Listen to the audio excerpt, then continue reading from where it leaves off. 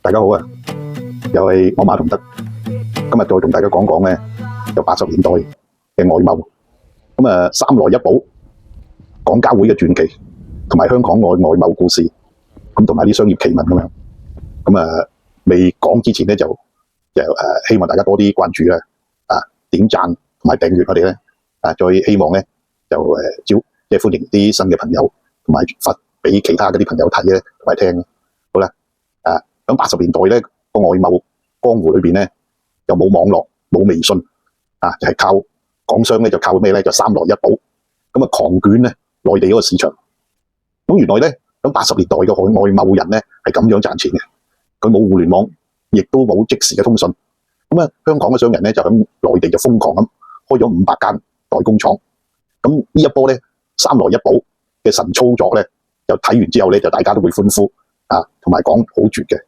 咁咩叫三來一補咧？咁樣呢個咧就係香港嘅商人嘅財富密碼嚟噶啦。當其時，三來一補就係邊個三來咧？就係來料加工咧，來養加工，來件裝配就補償貿易。咁呢個就係當其時嘅財富嘅密碼嚟噶啦。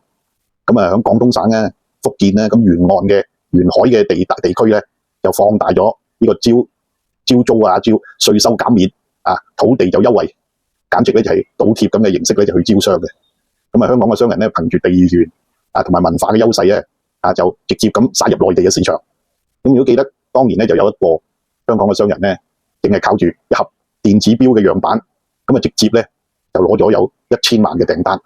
喺珠三角就前店咧就後廠個模式就更加係呢個 YYDS 嘅。香港咧就負責呢個設計咧接單，深圳東莞咧就負責生產嘅。為咗趕工咧面對咧就日夜不停咁樣，由呢個東莞咧就運往嗰啲香港碼頭就係一箱箱咁樣，好似咧正式嘅現實版嘅速度同埋激情嘅。至於廣交會咧，呢個又係外商嗰個淘寶現場嚟嘅。80年代嘅廣交會咧就係外商嘅淘寶現場。1980年咧參展嘅企業咧先得到200家，結果咧外商咧就直接咧就即係擠破咗頭。現場咧個簽單率咧佔咗70%嘅。我哋咧就幫客戶咧就搶展位，收10% 個佣金，一個月賺嘅錢咧就毫不誇張咁講咧，就係當年咧廣州就買咗10套房㗎啦。廣交會咧就係世界個工廠嘅孵化器嚟嘅。地方政府咧亦都冇偷懶嘅，組織咗企業咧就跑去香港咧、東南亞咧就參加呢啲貿易展覽會嘅，主動咁樣 show 肌肉就舉住個牌咁叫，快啲嚟同我哋一齊合作揾錢啦咁樣。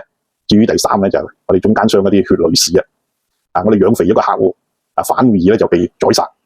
中間商嘅痛咧係最慘咧，唔係賺得少，而係咧辛辛苦苦咁養肥咗個客戶最後咧就俾人一腳咁樣踢開。譬如我哋幫一個美國嘅客戶就係驗廠驗咗50家，結果咧佢就轉身同最平嗰個工廠咧直接簽單。我哋中間商3個月嘅就白做啦。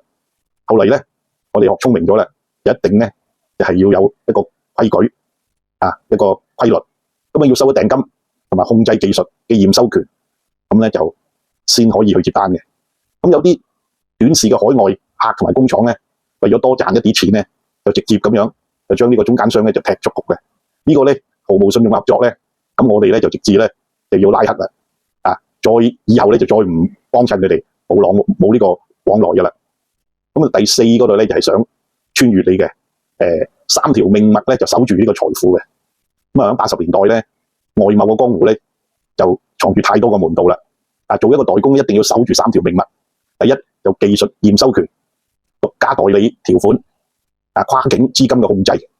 但係好可惜，9成工廠咧為咗接單就係咩都答應啦，但係最後咧就只係可以淪落為一間血汗嘅車房即係一間車間啦。咁樣朋友，如果你咧能夠翻去1985年，你會點樣靠呢個三來一補賺你第一桶金咧？咁樣希望咧亦都喺呢個評論區就大家討論下點賺下最高嘅答案。咁我哋下一次咧就係揭發真實嘅案例。關注我哋下一期咧，我哋咧就會帶你睇一睇明朝嘅宮廷，中國嘅宮廷化妝品點樣係靠呢個廣交會而打入呢個國際市場。古代嘅人嘅貿易智慧咁樣絕對咧都係俾你嚇到咧就係即係一額嘅汗嘅。咁樣今日咧我同大家就講到呢度啦。